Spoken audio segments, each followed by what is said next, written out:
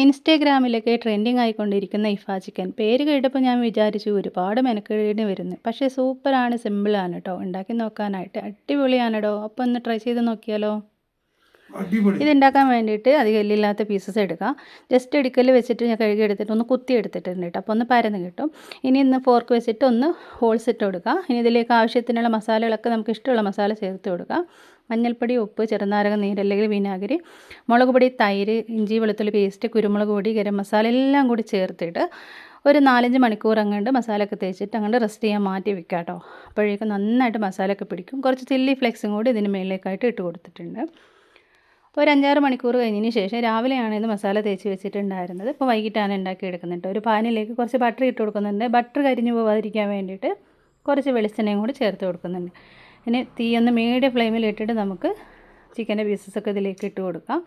എന്നിട്ട് ഇടയ്ക്കൊന്ന് തിരിച്ച് മറിച്ചിട്ട് കൊടുക്കാം കേട്ടോ. 2 വശം നന്നായിട്ടൊന്ന് കരിഞ്ഞു പോവാതെ വേവിച്ചെടുക്കണം. അവസാനം ലോ ഫ്ലെയിമിൽ ഇടുക കേട്ടോ. ഇനി ഇതിലേക്കുള്ളൊരു സോസും കൂടി നമുക്ക് റെഡിയാക്കി എടുക്കണം കേട്ടോ. ഒരു ഭാഗം നന്നായിട്ട് വെന്ത് വരുന്ന സമയത്ത് അങ്ങോട്ട് തിരിച്ചിട്ട് കൊടുക്കാം. പിന്നെ അങ്ങോട്ട് തീ അങ്ങോട്ട് കുറച്ച് വെച്ചാൽ മതി കേട്ടോ.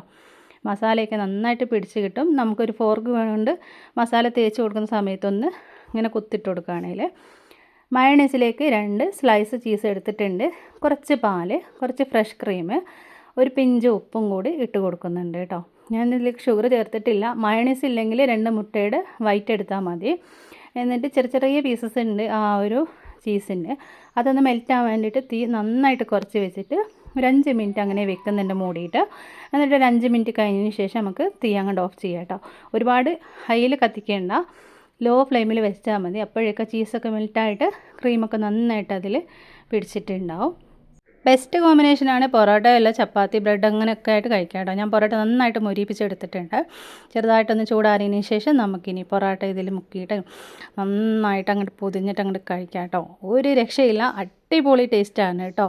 അപ്പോൾ ഒരിക്കലെങ്കിലും ട്രൈ ചെയ്ത് നോക്കുക. അടിപൊളി. ഒരുപാട് ഇൻഗ്രീഡിയൻ്റ് ഒന്നും വേണ്ട, മസാലയൊക്കെ നമ്മുടെ വീട്ടിലുള്ള മസാല മാത്രം മതി കേട്ടോ. അപ്പോൾ വീഡിയോ ഇഷ്ടം ലൈക്ക് ചെയ്യാൻ മറക്കരുത്.